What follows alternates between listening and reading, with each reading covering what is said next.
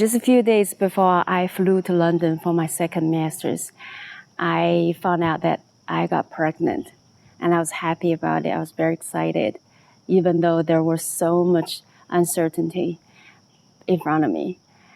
But I was very happy because I was 39 and I had never had any kids before. I had never got pregnant before. So I was very excited. It's like, oh my God, this is a miracle. Because it might be my last chance to get pregnant. Yeah, even though it meant that my life plan probably had to change, you know. So the reason why I wanted to do my second master's in London was because I felt stuck doing what I was doing in Shanghai. And especially after COVID, I felt that I got isolated from the world, you know. And it was my life style to be living in a different country and to be able to travel to different countries, you know. And for a few years, I couldn't do that. So also, I was about to be 40 years old, and I had always been very independent, and I was traveling and I was working, but I felt something was missing. I felt lost. I felt actually lost. I didn't know my purpose anymore. Nothing made me really happy. I was a stand-up comedian. Even after a very, very good show, I still didn't feel much of excitement. I wanted to go home to somebody. I wanted to have family, you know, either a kid or a man, you know. But unfortunately, I didn't have any of those. And when I got pregnant, I felt, yeah, maybe that's, you know, what I've been searching for, you know. So I already bought the tickets to London, and I was like, I was thinking of staying, but I was like, it's a long pregnancy, you know. It's gonna be 8-9 months, and I'll be sticking around and missing out on London. And also, I'm 39. I don't know whether this pregnancy would make it. So after thinking about it, I decided to go to London. So I went to London.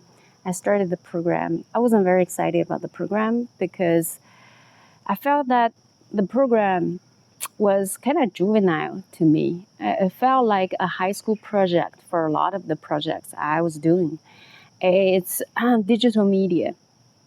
And yeah, and also I felt that, yeah, I'm the oldest student in the class.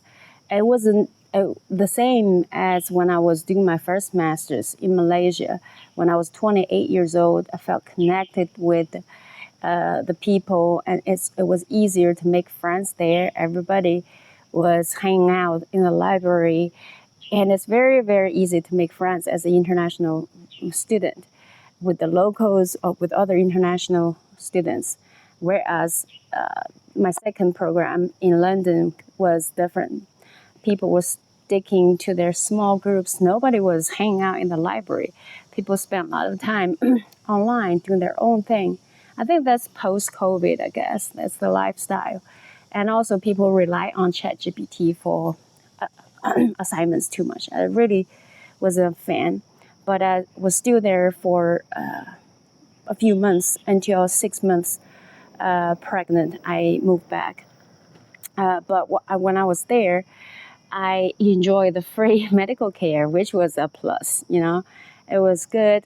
I know some people say that free healthcare in London is a hit or myth, but in my case, it was all positive. I think because I was pregnant, so it would be different from when you get other sickness, you know. So it was smooth. The doctors were amazing, even though I told the first doctor that I might change my mind and go back to China. And she was like, it's okay. I still set up your account and everything because you might change your mind, which I did. I stayed for a few months, but it was very lonely while I was there. It was very peaceful, but it was very lonely. And also, I think maybe it was a good thing for the baby because there was no distraction. You know, I was sleeping a lot. I went to school And then I did my assignments, and I watched TV.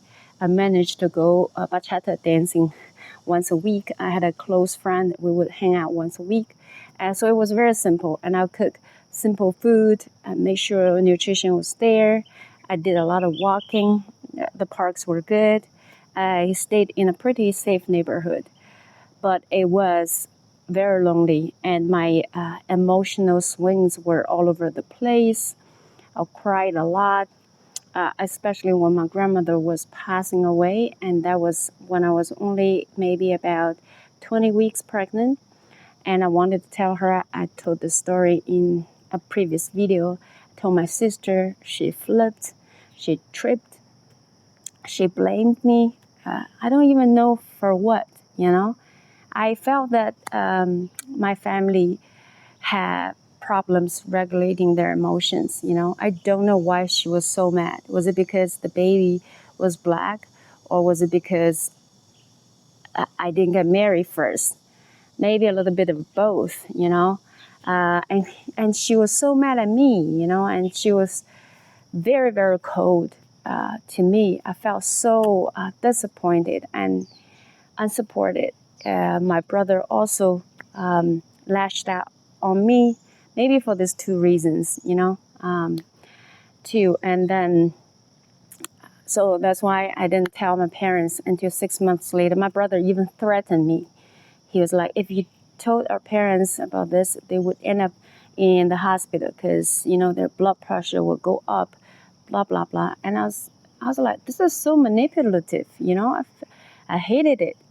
I held grudge against them for a long time because of this.